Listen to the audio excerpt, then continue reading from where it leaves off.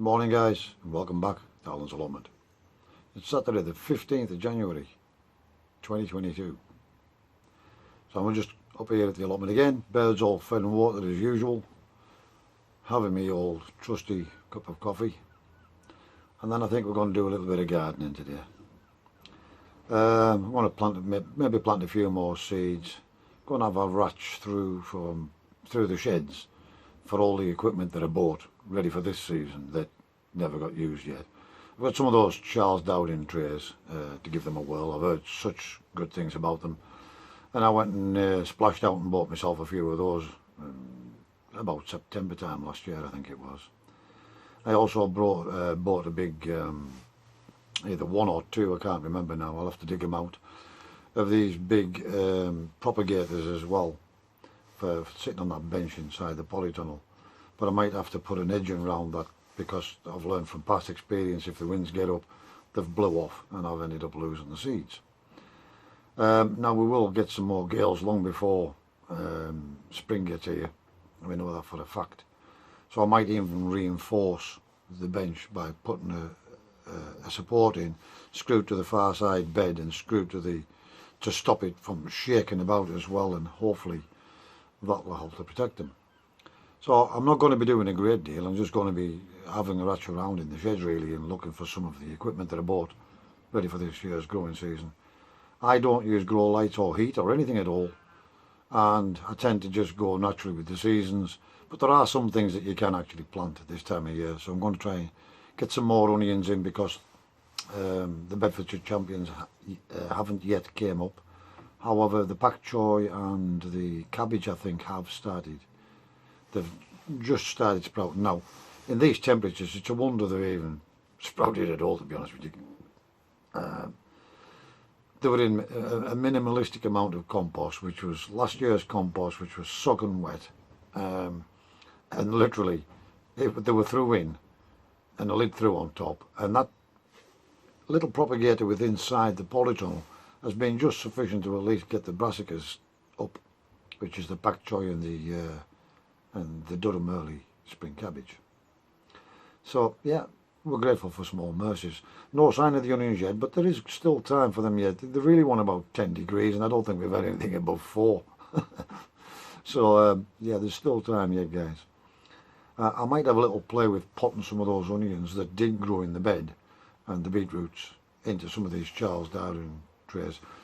And I haven't made my mind whether I have them as singles or have them as bunches and spring onions yet, because I've plenty of garlic in and on the way and all doing well, but I haven't got any onions in this year, well, apart from the ones I sowed the other week and the few that were planted back in September direct into the bed, which something has obliterated, but there's a few left. We'll try and salvage them along with the leeks that we planted as well. So we might do some new sowings of onions and leeks as well, just to be on the safe side. So we've got to back up, guys. Not a great deal happened. We've been back at work again. We have sold some more pigeons. They went, some more birds bought last night, so thank you very much for your purchase. A guy who's already bought a significant amount of birds off me. Really appreciate that, mate. Thank you very much for your purchase again. So they'll be going on Wednesday, and we're just going to have a bit of a pot around the allotment today. Hope everybody's staying safe, being practical and keeping themselves out of harm's way as always. And so far so good, guys. Here goes to 2022 again, and let's hope this is the year that everything turns round and gets back to some form of normality. Go and have this cup of coffee and then I'll bring you along. Right guys, just a quick visit over in the tree house. I've had a little bit of a tidy up off this path. I've put some wood down here and it is drying back slightly, so I've put some wood down there just to keep them up a touch and let them drain through. I've pulled off all the lemons. Basically they were starting to rot and they were just sapping the energy on this tree. It'll probably burst into flower again about February, so we've pulled those off. We've lost them this year. We need to do some modifications perhaps to this year as well. All the sheets back off, covered with plastic, and then the sheets back on, because I'm getting a lot of condensation here and that's not good in winter. It's not bad, and now that these are up off the bench, then I don't know, but we'll see how this goes and what we're going to do with these. These will be fine. As you can see, they have now all cast their leaves.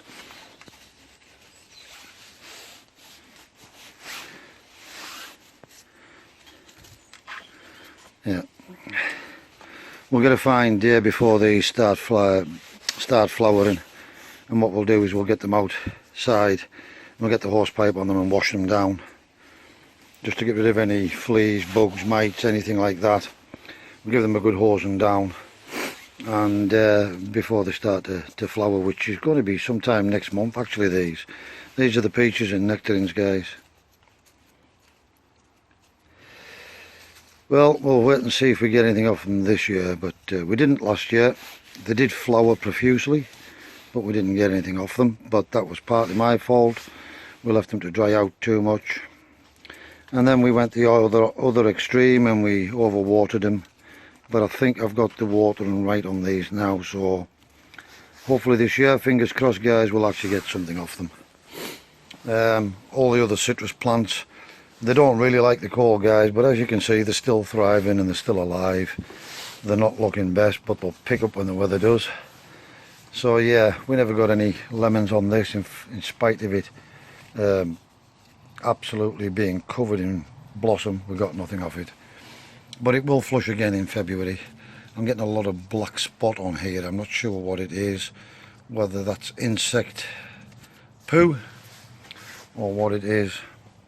Need to look up on that one. And again, we'll give them all a good, take them outside and give them a good hosing down, ready for the start of the new season. But that won't be today. I've come over to dig out the Agriland trainer. I do have a couple of these, but I'm only finding one at the moment. And then we're going to go and have a quick look in the shed up there for those new propagators that we bought. You see the garlic is all coming along. It is still being picked by the birds and the top's taken off occasionally. I just keep pushing them back in again and hoping for the best. We very quickly, or very shortly, in the next week or two, need to get sorted on this and get the beds put back right again, ready for the potatoes. I've got some seed potatoes. I managed to acquire some. My father-in-law told me there was some in Wilco's. By the time I got round there, they're nearly all gone, so I only got 2 bags of Pentland Javelin this year, which I've never tried. But as you can see, the garlic is doing amazingly well, thankfully, and that's the difference between protecting with nets and not. However, amazingly, the majority of these have taken, and they're still just being picked a little bit. But as you can see, what was left of the spinach, perpetual spinach and rocket, and a bit of chard, the pigeons have been making absolute mincemeat of that. But yeah, they can have it, basically. We'll let them have it. The Swedes, as you can see, they did bulb up, but considering the time of year, we didn't have any expectations. They're just going to go in the compost, them guys. Again, we need to get cracking now because the weather is fast. Well, we're fast approaching spring, aren't we? So strawberry bed's still looking okay and protected. We still never ever got that one done, but we're going to have a day over here or even a full weekend and get cracking, guys. So that's just a bit of a quick update. We'll go and shut the polytunnel, and then we'll go and have a quick look in here and see if we can find those propagators. I've just came over to have a quick look in the garage, and I've just found these which I had forgotten about. And these are the potatoes I kept back for seed last year. And as you can see, they're already starting to chit. And they've just been kept in this brown bag, no special treatment. And there's a good, I would say there's a good 2 or 3 kilos in there. And they've just been kept in the garage. No protection, no fleece, no nothing. And we've just left them. And so that's something we may have to fall back on. And if we don't, well, I might plant a few of those because they are nice potatoes. But I want to try some different varieties this year. So we might plant a few of these, even if we just put them in buckets. Right, we'll crack on and get on to find these propagators. Right guys, I just cracked on and done this. I didn't video it or film it. I'll just show you the difference in here now. So we've decided to keep these few plants up here, and obviously the strawberries are still growing okay. But we pulled out all the beetroot, all of the radish, and we basically composted it. I got myself 10 bags of compost just because I could, and there was nowhere else was selling this. I managed to get this from Home Bargains. Yeah, Home Bargains I think it was. And I seen they got it in, and there was only one trolley full of it.